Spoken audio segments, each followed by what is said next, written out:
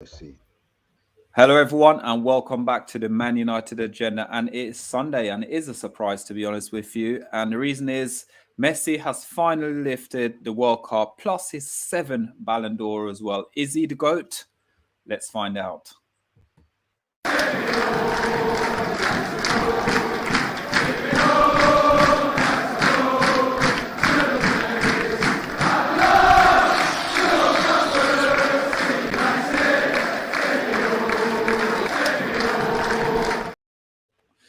Hello, everyone, and welcome back to the Man United Agenda. And it's a Sunday, guys, and I'm absolutely surprised that I'm here on a Sunday. Mr. B's here on a Sunday, Monday's on a Sunday, and so is Talk. How are we doing, Mr. B? I'm good, man. I'm just very, very pleased to have witnessed what I've witnessed. A few people in the WhatsApp group have said they think that was the best actual final they've seen. And I don't think I can disagree with that, to be fair. On Monday? Yeah, that would be a good argument, and it was a really good final for the neutral, and especially if you're an Argentina fan, man. I thought they'd done it at 3-2 when Messi scored that goal, but there's another twist in the plot, and I think it's got to be up there with maybe 1970, 86, one of the best finals I've seen. History lesson, thanks to you on Monday. World Cup, FA Cup, it's one of the best finals I've seen. Anyway. Wow, you've gone to complete finals. Yeah. At this biggest stage, I mean, talk about stepping up. When you want to step up, people stepped up today, and people whose brand is big, like Messi and Mbappé, they're all the focus on them, and they delivered. So yeah, really good final. TalkMU? That's the best final I've ever seen, 100%, without a doubt. Just because of everything that's gone on with the French squad. They've been ill to what level I don't know, but I was reading stuff about it. For them to start the game the way they did, and the way Argentina were just like, I said it before the game, like they're going to be like Yorkshire Terriers. They're going to be so pumped and so like, at your heels for everything. They're going to want to win everything. And the way it was looking, it wasn't looking great, but we can get into the whole how it all panned out as we go on. But it's the best I've seen. I'm not going to get diplomatic here or anything like that. Errol. What's up, bro? What's on your mind? Speak to us. Come on. Share it. Say it. This whole World Cup for me is a farce. It's a farcical. And the reason I'm going to say it's a farcical. Refereeing decisions from start to finish. Referees celebrating with players. Messi scored 4 penalties. Is it 5 penalties he scored in this tournament? I'm just going to leave it as that. I know you guys are saying it's a good final. The game was a good game, but before the final, there's certain things that happen. Again, Messi handball against Holland, not even booking, nothing blatant. Any other player on the pitch would have been sent off. No. Rumors. Go on. Errol, am I detecting a little bit of Cristiano Ronaldoism going on? Nah, not really. You liar! Look at your face. Look. Not really.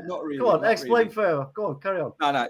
Listen, at the end of the day, you got to give Argentina credit for what they've done. But for me, you hear a lot of people say Messi deserve. You don't deserve anything. You got to earn it. And to be honest with you, they're putting a shift in. They earn it. I was talking to Mr. B earlier, and he said T. Maria literally was running the show in the first half. So he's really good. So at the end of the day, you got to give some sort of credit. Did I want Argentina to win the World Cup? No, I didn't. Did I want France? I'd rather not. But if I had to pick either of them, I would have preferred France to win it. We can tell. Yeah. I wouldn't have just figured that out, Errol. But yeah, no, hey, look, I mean, for me, we talk about deserving football. You know what? You put the hard work in and you're up for the fight, especially in such a game as that. Then, whoever wins it deserves to win it. And that's just the top and tail of it. And, like I said, for France at the start, Di Maria was proper. He was having a cracking game. He really was. But France were just, they were so poor. They were slow. They weren't getting. They were in the second balls. They weren't. They couldn't keep hold of the ball. Their passing was all slow and sometimes sloppy. And I was just sat there thinking, when it went to 1-0, I was like, oh no way, this does not look good for France. And I said to my son, I said, if Argentina score another goal, it's over. It's all over. And then, lo and behold, not long after, bam, they scored. And I thought, wow, I can't believe this is going to be so poor. You know, I was expecting for them to go on and just sort of take a France by like 4 or 5-0 or something. But I'll let somebody else speak from this point. What happened next?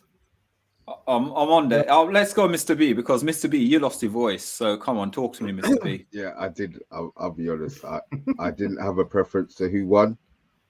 We had 2 Man United players played. You know how I've gone through this whole World Cup. So either one of them. But when Mbappé scored the volley, I was done.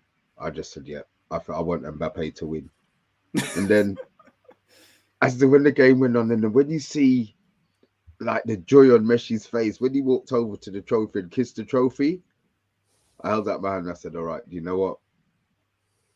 I think he's taking. You got no illusion, have you? Yeah, no, do you know what? I tell you what it is.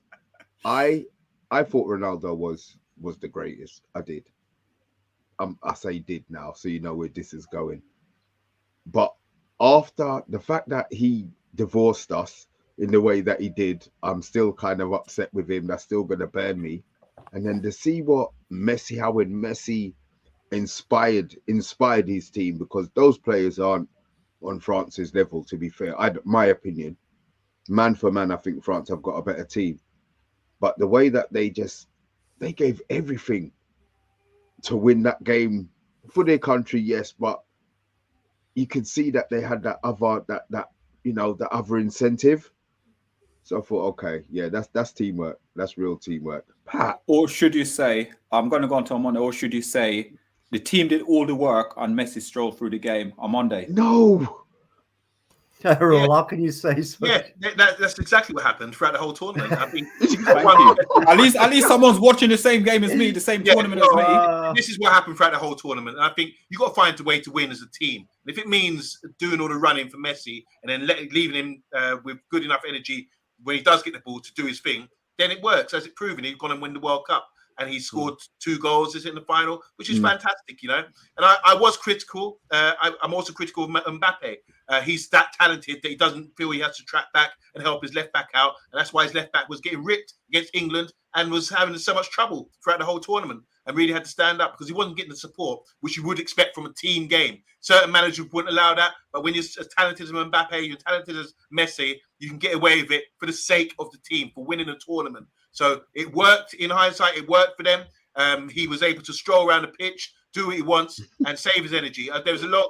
Dennis Bergkamp was the same. Dennis Bergkamp, such a talented player. He said, "What's the point of me working back when I'm out of energy? When I do get the ball, I want to be full of energy to do my damage in the final third." And that's exactly what Messi did today. Obviously, we know Messi from the past. He's developed his game. We don't see him bursting past players. These French athletes are big African players. I'm calling them African because they're African heritage. You can't burst them for pace. And he was getting eaten up, munched a bit. But he had to use his skill, his know-how, and his trickery and 1-2 touch passing. If you look at the goals from Argentina, it was beautiful passing moves and credit to them. And as Talk was saying earlier, I do agree. They were hungry. They were dogs. And they had to be today. And they ran out of energy. Momentum swung again. They went 2-0 up. They thought it was all over. It is now. Pat, this whole I'm not happy at the moment. I'm getting like the Messi fan club at the moment. Yeah, I'm not having the Messi fan club. For me, and as I said, I think on Monday said it the same thing as well. Yes, Messi has won the World Cup, but Mr. B, you said something about the love-hate thing. Are you and Pat? I'm going to go on to you actually. Will you forgive Ronaldo? Because it seems like a lot of United fans will not forgive Ronaldo for having that interview. They just won't get over it. I feel like saying, do you really have to ask me about that kind of thing now after you just... Well, I just did, all right? I just asked you the question. I don't want to talk about that, you know? Look, Messi's humbleness has prevailed. That's all I can say. You know, even though he got a referee sent home from the World Cup by complaining. You're the only one who's seen this story, Solo. There you go. There you go. There is stories of it. Look, listen, Messi. There you go, Mr. B. What, Mr. B? Are you going to take it? Come on, Mr. B. I'm waiting. No. Can I choke?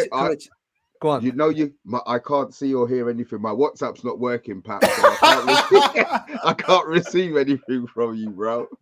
Yeah. So, are we talking about the final? Or are we talking about the Piers Morgan here, lads? Talk about final.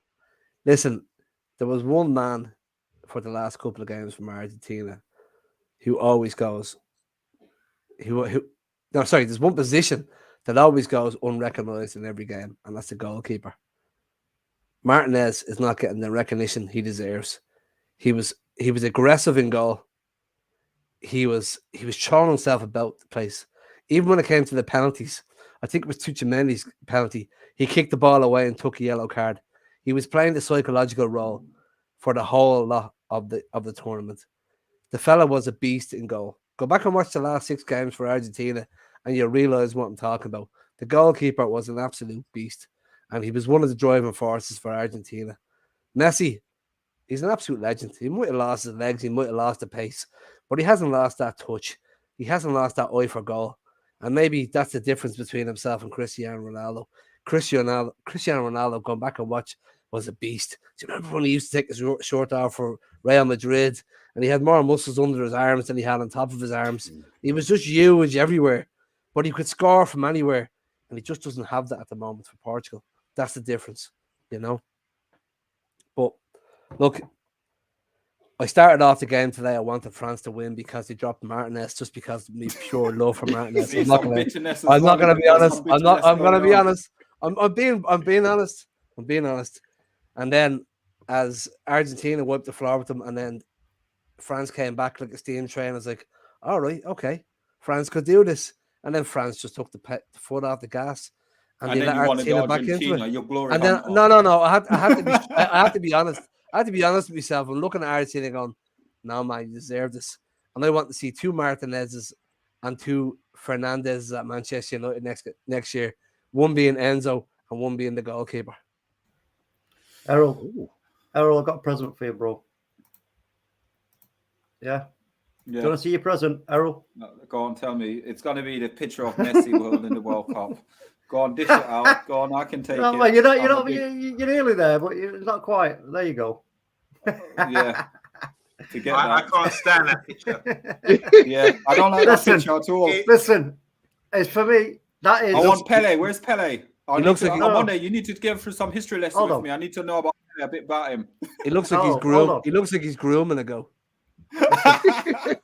Pele, listen, there's no argument. Pele is the OG, the original GOAT. That can't be argued by anybody.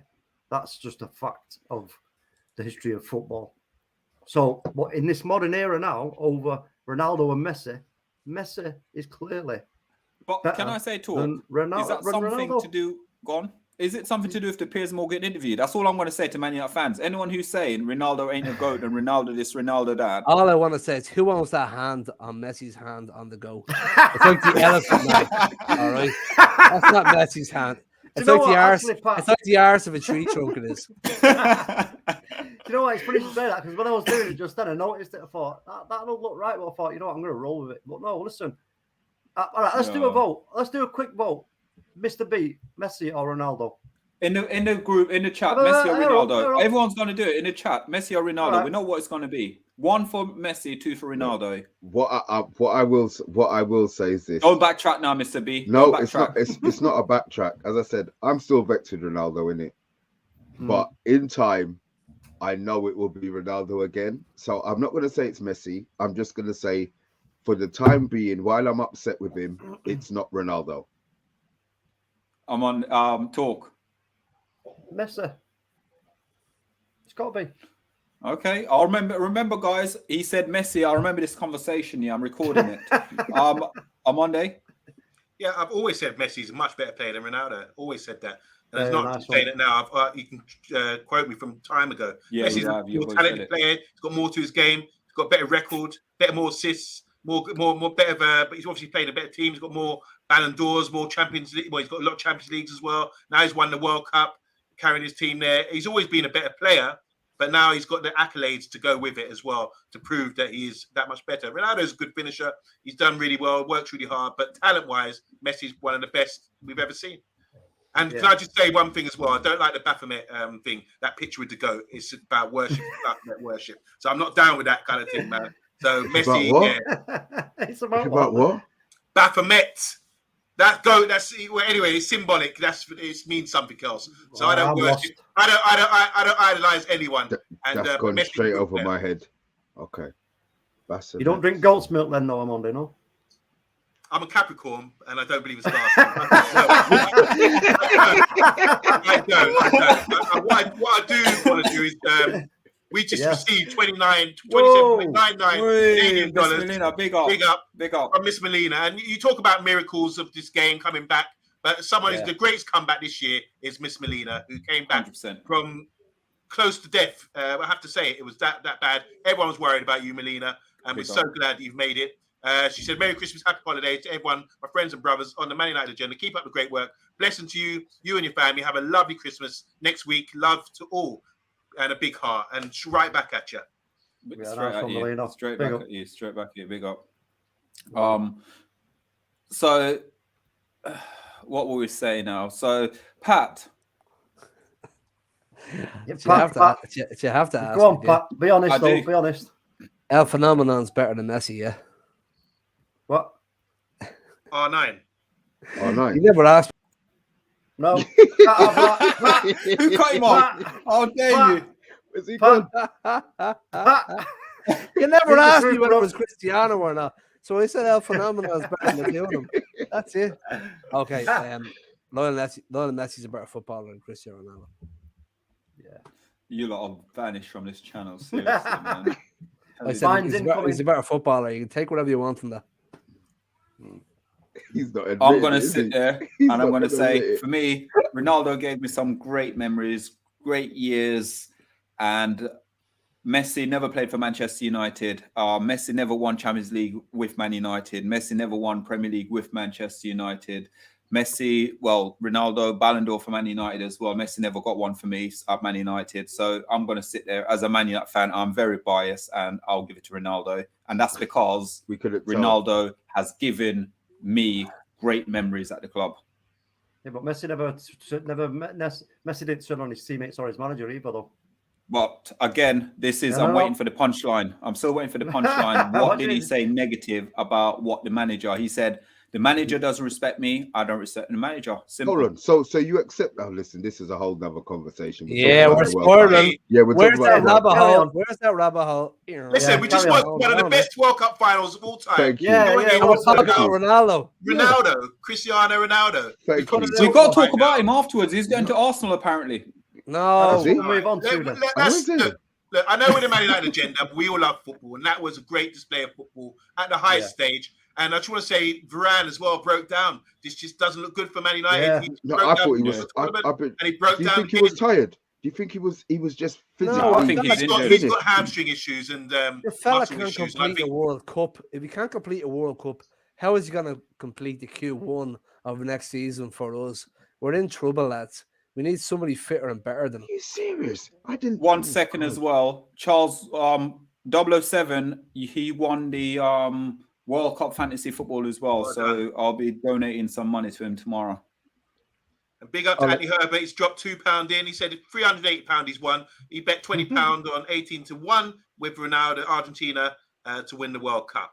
My buddy had France and Mbappe at 33-1. Ooh, I had Brazil and Messi at, I can't remember what it was. I think it was at 30-1 or something like that. I can't remember. But anyway, guys, let me just say this. It was a final of the ages. I'm glad everyone will remember that final. It's going to be historic. It's going to go down in history. It's one of the best finals ever. Just when you think it's over, it wasn't over. They went to penalties. And like you said about the goalkeeper, who was it? One of you guys talking about the goalkeeper. Martinez, he was magnificent. He done this again in Copa America as well against Colombia. Really got in their faces, and so that's his forte. That's what he's really good at. And credit to McAllister as well. I think he proved himself to be a great player for Brighton. Origins as an Armagh man. Yeah, and the thing with it as well, is budget. Can we talk about the game and performances and things? Because that's what everyone. While you're on about McAllister, his great-great-grandfather emigrated from Ireland from Armagh in 1968. Here's a history lesson. That's why you have an Argentinian man with a ginger beard looking like an Irish man with an Irish name, running around playing for Argentina. His father probably owns a bar called Scruffy Murphy's somewhere in Argentina. The thing with it as well, he played very well though, didn't he? And his stock now is going to be very, very high now as well. So anyone who's going to go in for him as well is got to be paying some real money. And it seems that Brighton and the way they do the recruitment as well is very shrewd and very good as well. Very good, really. The way they do it, they look for players that no one really look at. They bring them in, have them in for about 2 seasons, perform so well, and all of a sudden they can sell them for the big bucks. Yeah, big time. We can read off the names. Cucurella, the guy who went Tottenham, the midfielder. Boys can say that. Yeah, they've done well. But regarding this game, I think Argentina, they set up really well. It's like, as Talk was saying, started the first half really, really well, sharp, pinching the ball, and had that desire. They were like little dogs out there, you know. And I was really respect that, because that's the only way I thought they could have managed the game, and they've done it really brilliantly. And to go 2-0 up, it's about managing a lead. And I think up against Mbappé, he proved at the end that he can bring them back into the game. The second goal, as Mr. B was saying, was sensational. It's just the game had a bit of everything. And I'm glad, as we're all football lovers, I'm glad the game planned out the way it did, because it's just enjoyable, thoroughly enjoyable. But I do feel sorry, before we talk about the first half, I really feel sorry for any player dragged in the first half of the game. If it's like behind closed doors, I feel shame. But this is on the world stage. Everyone's watching. Giroud and Dembele. Shame on you guys.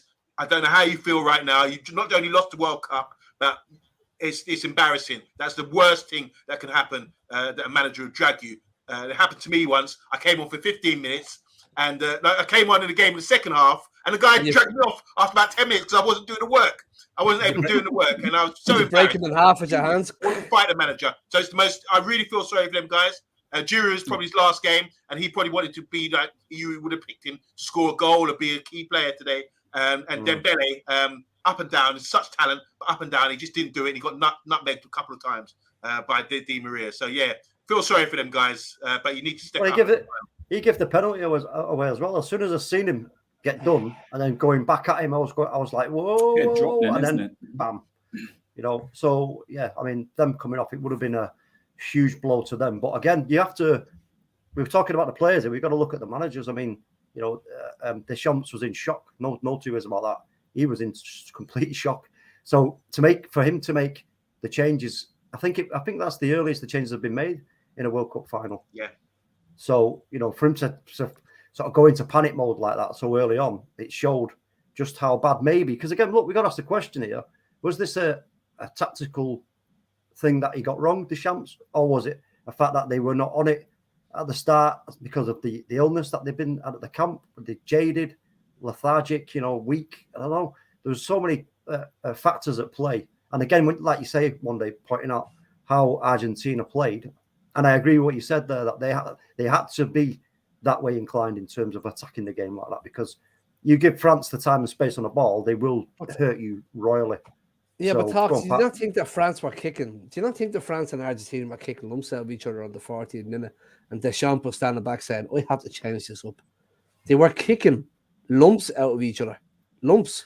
Well, but I mean, that's like, you know, whatever's going on in the game in terms of physicality. It's part of the game. As long as you're not, you know, going sort of too far and having real problems as like red cards and stuff. But it's like the old Mike Tyson saying everybody has a game plan until you get punched in the face. The game went on its head after 40 minutes. There was no game plan. They were just kicking each other. Enzo Fernandez caught my eye because I couldn't get over. He was getting stuck into everybody in that midfield. And in fairness to him, I'm not saying it was proactive, but he was breaking everything up on the Argentina side. That was because, like we say, Argentina were like rabid dogs, right? You know, like 100 mile an hour. But France were like 70% France were at. So everything they were doing was really slow. You know, even on trying to turn and protect the ball and get into balls was all slow. So when you put those two things together, you're going to get a clash. So the player who's coming in all determined and full 100% attacking for the ball, and the player who isn't, it looks like, you know, it's a little bit harsh maybe by the attacking player. So I'm looking at it from that angle as well. But something here. Sorry, yeah.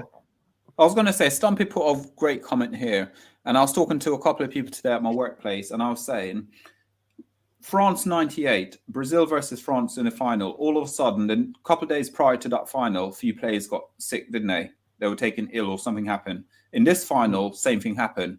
And Stumpy made a great point. Like, there's a couple of the French players who suffer from ill health as well in this game. Man, this isn't Croatia or Morocco. These teams have wealth of players compared to Croatia and Morocco. They're not relying on Modric and Hakim and Ziyech. These have millions of players for backup. Key players. No, come on. But Varane didn't come off through illness because of his hamstring. He didn't get cold and flu in his hamstring. I just think, you know what I mean? Look, it depended on what we don't know. We're just sort of guessing it, aren't we? I've got streptococcal in my hamstring. I have to come off. But if it is a type of illness or a virus that does sap the energy, Pat, we know as well. You know what it's like when you get man flu. Yeah. You're on the couch. Yeah, Pat, you should know what it's like. I know. I still manned up on the agenda all week. I'm being riddled. Yeah, but you sat in a heated chair, I believe. So massaging your feet. So you know what I mean? It's easy. But no, I just think there was some of that going down at playing. Varane, I don't know. Omundi, did you say it was his hamstring? So have you heard that written, or did you hear it said? No, I think he just broke down. As you know, he's had to be carefully managed at Real Madrid. He's come to us. He's going to continue breaking down. And I think at that stage of the game, when he's just tracking back, shepherding someone off the ball out of play, he just broke down. And I think he knew he couldn't continue after that. I just think he's got a certain level of fitness. He hit the wall and he had to come off. Otherwise, thankfully they had 5 subs and they were able to bring on Konate. But just goes to show, I remember Jamie Carragher in their big final, Champions League final. He was going down with cramp and he continued and that kind of thing. But we know Varane, we have to wrap him up in the cotton wool. But he played as well as possible. I don't think he made many mistakes. Did you not notice though that when he did go down, he was on his all fours and he was like breathing like somebody who was choking on something. I was looking at him, So I don't know if it is a kind of like a muscular problem or a hamstring problem. I think he was just totally beat in terms of energy. Because he was blowing out of his, what. Omundi would like to say, but we make sure Omundi don't say. His hamstring had a runny nose. You had to come on. Mr. B, Rabiot and Tuchel, I can't even pronounce his name. Tuchel. Yeah. Performance-wise, these two have been absolutely rock solid for France throughout the whole tournament. And the most important game, the last game, they weren't around. They were like almost missing it from the game. What? It could be anything. Today. Tuchel, whatever you pronounce his name. Tuchel. Yeah. I thought he did. I didn't think he was that bad today. I didn't think either of them were that bad today, to be fair. Yeah, considering the fact Rodrigo, Fernandes, and McAllister stepped it up. Yeah, they were brilliant today. Those for Argentina. Yeah, they stepped up. Look, Griezmann didn't do anything. I mean, no French players, bar Mbappé. No French players turned up today. Griezmann looked like he crawled out of somebody's house and had a couple of cans on the way. You know what it was? You know what it was? Jersey on and went out. He was rough as that and looking. Yeah, Pat. He was at Amonde's house. Do you know what? He slept on Amonde's couch and he got kicked out. Coming out at early hours of the morning. Yeah, I'm telling you, Griezmann looked worse for wear. With the point he's making, I think Rabiot, we obviously were touched to him because he was a potential target for Man United. And I think we've all seen the quality he's got because we were trashing him without the knowledge to really sort of analyse him. And he's proved us wrong. We have to put our hands up. You don't play for PSG and Juve without being a good player. And he proved to be a good player. He came in. He might not have got an opportunity if they had all their players fit. So fair play to him. I think his stock's gone up, and I think his contract's running out as well. So that's a good player there. As for Tuchel, as what he did against England, beautiful goal. He holds his position. I just think the issue, what we saw today with France, individually got good players. This is why Dembele failed today, because individually good players. Mbappé doesn't track back. Dembele's got all the skills in the world, but there's no team play. We saw the difference with that with Argentina. They had team play. They opened them up for goals with look at the Messi's goal, look at the Di Maria's goal. These were team goals where it's like pass and move and bring in your teammates. And that's the difference. And that was a difference maker. If France could get that cohesion and get playing like that without these superstars, without worrying about Mbappe. If Mbappe did more work, this is why PSG don't win the Champions League, because there's no cohesion. They talk about superstars, and it can only take you so far, no matter how good you are. So I believe Argentina won today, deserved to win because they were the better team. But it's like what you just said there, Monday, with PSG. PSG sort of not lined up exactly the way Argentina does, but what PSG does, they've got Neymar, they've got Mbappe, and they got Messi. And what the team does, the team does the legwork for them, because them players ain't going to defend. They're not tracking back. They're not doing anything whatsoever. So it's like luxury. Those players are luxury players. And it's the same thing with Argentina throughout the whole tournament with Messi. Messi was like the luxury player. Just to add to that, I think you're right. So how many luxury players can you afford to have in the team? We were complaining about having Eriksen and Bruno.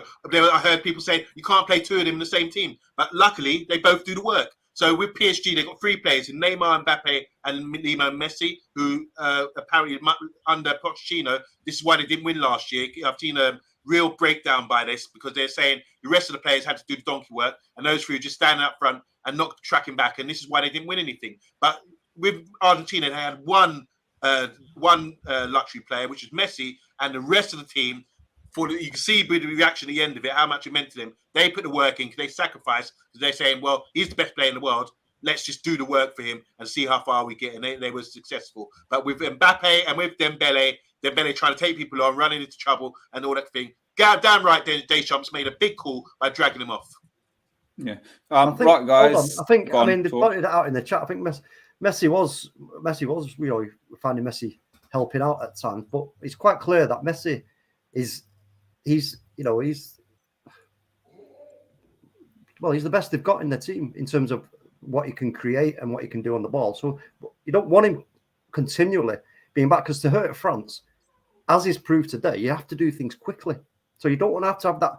You try doing all that building up too slow and going all over the place. They want it at Messi's feet, and Messi in a dangerous area of the pitch. So when he receives the ball, he's only got one or two decisions to make to cause France real issues. So it swings and roundabouts, isn't it, from that point of view? But as MK and who else? I think it's Salo HD Gamer saying he was tracking back and doing it and helping out. But look, yeah, they're just a better team. Simple as that. I thought Camavinga should have been brought on earlier, and I thought Saliba should have been brought on over Canute as well, to be honest with you. So some of it is on the manager for making decisions. So he brought off Theo Hernandez for Camavinga. Camavinga was the difference in that midfield straight away as soon as he came on. He's playing left back. He's a Hernandez playing left back. Yeah. No, Camavinga was left back. Camavinga came on and played. No. Footage, yeah. Well, he might have been playing left back, but he wasn't exactly sitting in that position for the whole game when he came on. You were kind of changing into a three at the back, and he was pushing up forward, and he was the difference when he came on. Now, when Canute came on for Varane, I thought he could have brought Saliba on for Canute, because Saliba has more of an attacking prowess than Canute. Like, if you're going to go for it, go for it. This is the difference. So as Deschamps, was he being a bit more reserved playing Canute instead of Saliba? I don't think that's the difference. I don't think you're saying Saliba's got more attacking prowess than he's got like 4 or 5 assists for. He's got about 4 or 5 assists for his Arsenal this year. He hasn't played a game in the World Cup. I think Canute's. You see him holding off the guy in the box. The little guy was trying to get around him. I'm not disrespecting Canute. I'm saying for a fella who has a couple of assists this year, would you not bring someone on who's going to be defending and bringing the ball forward? He hasn't played a game for Saliba. Canute had earned his spot and earned the right to be brought on, in my opinion. I'm just trying to pick holes in the French team, to be honest with you, lads.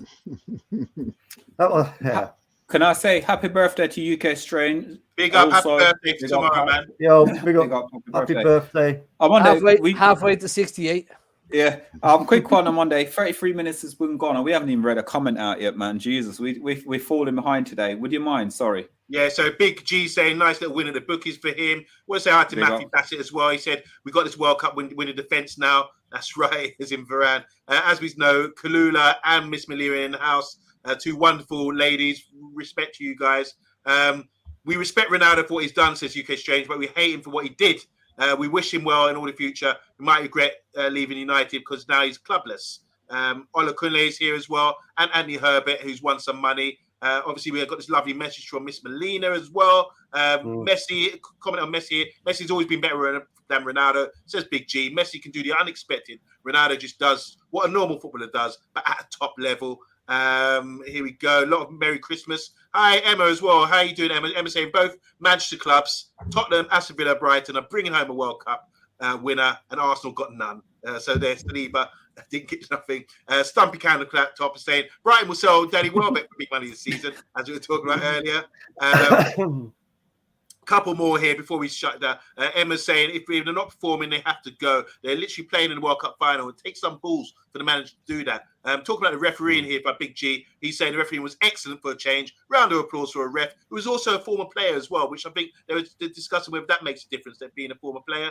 And Kalula agrees as well. Couple more here. Emma's saying a lot of players have been ill this tournament. Early on too, you only hear about the key players being ill though.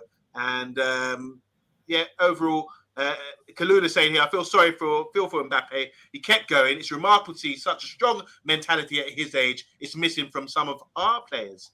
And there you go. Thanks for the comments, guys. And then, well, I think we've answered this one already. Big up to Niall Quinn. He's saying, sorry, not Quinn, Niall Kane. Sorry. Would you say that's the greatest ever World Cup finals ever? Beg to differ.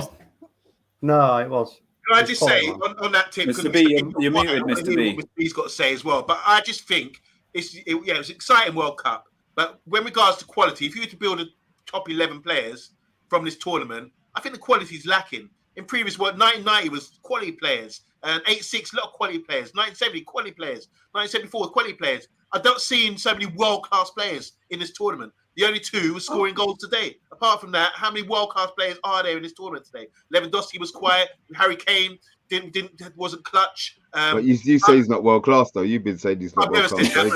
For the people that say he's world-class. So I just think overall, good tournament, but the quality I'm seeing, if you go back to 1990, we had Dragan Stojkovic, you had Mateus, you had Klinsmann, you had Lineker, you had Gaza, you had Roger Miller, you had Baggio. There's so many great players. I just don't see the abundance of great players that really turn me on. No, Ronaldo weren't even at the final. That's the problem. Yes. he was on the bench. Oh, brilliant. Harry Kane. This is an Arsenal fan, obviously. So quick one, guys. We're going to give you a breakdown of what's going on. Tomorrow, I think we've got We've got a preview show tomorrow, I reckon. Andy Tate's on tomorrow night with us at 8:30, I think. Burnley top of the league and flying, so we can't take the Burnley top as well, yeah. Also, I know someone said about Ronaldo. Ronaldo at the moment, I don't know if you guys know about it, but he's actually at Madrid at the moment, training at Real Madrid. So he's there at the moment, training. Just drop it in. Fred's coming back nice and fresh as well to take the league by storm. You know how it goes. Somebody has to help the boys. Fred has got 6 more months wearing a United shirt, and then he's going to be gone. then I want to see who you're going to be preaching for. Oh no, we'll be right. Right, guys, we've gone about the World Cup a little bit now. Obviously, Man United season kicks back again. We kickstart it as from this Wednesday, I believe. Going around the room, just asking, what your guys' expectation for the rest of the season, Mr. B? A trophy and top 4. Talk. Just a continuation in the progress that we're making. I'm not going to put any kind of, want to win this, do that. A trophy and top 4 would be great, and I think we can get top 4. I'm not demanding it, but I just want to see this keep improving. On Monday. Yeah, I agree with TalkMU. I do think we just want to see improvements. And I think while we're in a position as we are, just outside the top 4 would be a great achievement for the first season. Pat? I said at the start of the season, lads, if we finish 7th or 8th, I'd be happy. So anything after that is an improvement. Yeah. What about you, Errol? Well, for me, you see, as the season goes on, your jumpers get pinker. So come on, tell us. To be honest with you, I predicted us to finish 7th or 8th in the league. At the moment, for me, any higher than that, I'll take it. But at the same time, I've got an issue. There we go. Ronaldo. I just don't want Arsenal to win anything. They're not Arsenal aren't winning nothing. We don't That's talk it. about If Arsenal. Arsenal don't win nothing at all, and we finish 7th or 8th in the league, I'll take that all day long, because at least we know we just got a manager that's coming in, and basically we know we're going to get better and better and better. Providing Arsenal don't win anything whatsoever, because their manager's been there a long time now, so they've been sort of progressing season after season. I'm just hoping they don't win anything. That's my issue, because I know too many Arsenal fans. We're only 4 points off the fourth spot at the moment. So have we got a game in hand as well? We have, haven't we? Yeah. So it's looking good for us, in my opinion. And again, it's just about hopefully now the squad coming back, those who have been away, everybody coming back, and now that in my opinion, I think everything that happened with Ronaldo, it happened at the right time, because now it's like when they come back, everybody comes back. There should be no mention of Ronaldo and what's gone on. They should be just totally apart from me. I'll keep mentioning performing it. They've got to focus on performing, getting back into training, getting the levels back up, making sure everybody's fit. And it's down to Ten Hag and his staff now as well to also keep their minds focused on what they are doing as a team, and not let them get carried away with all the rumors about the sale of the club and everything else, because all they need to know is you're going to get paid, right? And the fans are going to be in the stadium to support you. So make sure you go out there and do the job and send us home happy. That's what we want. Quick news as well, guys. It's not breaking news, obviously, but something got on Twitter today. I don't know how true it will be, but according to sources, Man United co-owner Avram, I keep saying Avram Grant, innit? Aaron Glazer held talks with potential investors whilst he was at the World Cup. So with the Rain Group. So, and we've heard stuff that it might happen in the quarter, but now they're saying it might happen in the first quarter now instead of the third quarter. You know what I am hoping here, that it's not a case of they can come out and say what they've said as owners. It's their right to say the information they've put out there. But if you go back and read it and look at it in the fine print, the small print, and any other kind of prints, it doesn't necessarily say, well, in fact, it says in a roundabout way that there are other alternatives. And I just hope that other alternative isn't that they're going to go out to Qatar, speak with whether it's Qatari people or Saudi people or whatever, or Dubai, and say, look, we're willing to give a certain percentage of power over, but it has to be at such a high price. And all they do is sell a percentage of the club. And they are, like Rebel said tonight, still clinging on so that they can reap more money as well. And then they're leaving it for somebody else to come in and just put a load of cash on the table for 20% or whatever. I hope that doesn't happen. I don't want to see the club start to be dissected into separate parts of, who owns what. I own this, he owns that. Remember at Arsenal when it was Kroenke and the Ustinov at Arsenal, and then at Everton, bits here, bits there. We just better hope that it's an outright sale, one controlling party that is all in the same, singing off the same hymn sheet, going in the same direction. Because as we know, the Glazers will be going in the totally opposite direction as to anybody who invests. The investors are invested for the right reasons. The Glazers are just going to be going, all right, you're putting that money in. Thanks a lot. We're taking it out in the dividends. Thank you.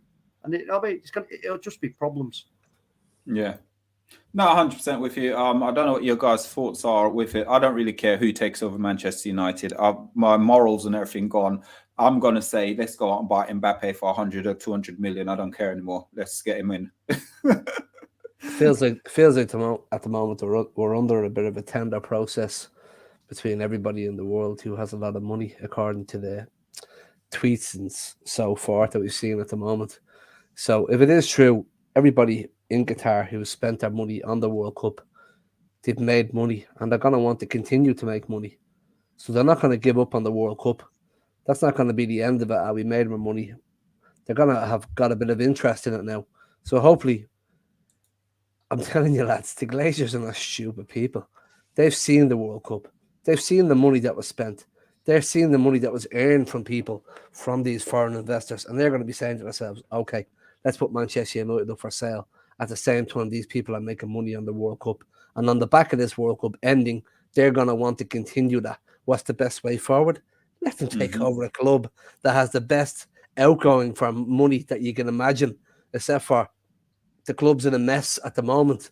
But money can solve that. So I don't want to see Not that I don't want to see. I don't know enough about these countries, and it doesn't look good from what people are saying. But the way the market's going at the moment, I'd say in the next 10 years, every club in the Premiership would be owned by some sort of Saudi or some sort of investor of that nature. Do you know, I mean, I just want to say something. People look at this, and we've heard all the talk about the Man City owners, the Newcastle owners, Saudi Arabia, and all of that. But, you know, like you just said there, Pat, with all, you know, it could be a majority of the clubs are owned by a Middle Eastern brand, shall we say. But you know what? Look, we just had a massive World Cup and a great World Cup in a Middle Eastern country. I know there was problems around certain aspects and issues around it and everything else. But I said at the start, this has to be a starting point. If you're going to be all inclusive as a footballing community, i.e. FIFA, there has to be a starting point. You have to give everybody a chance to experience it, see what it's like, get involved. Changes take time. Changes shouldn't be demanded. You know, they should only show what things can happen. You know, this is what you're being a part of now. And for me, this is a chance for, if that does happen, you know, for the Middle East to sort of expand its footballing map, shall we say.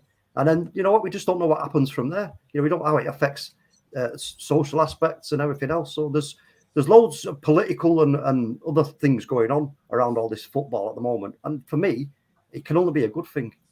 And again, like you pointed out, we can't, as fans, start saying, you know, we don't want to be owned by this or owned by that. I want to be owned by someone who can, you know, a British owner or whatever. Because, I mean, look, Manchester City, Chelsea, now Newcastle.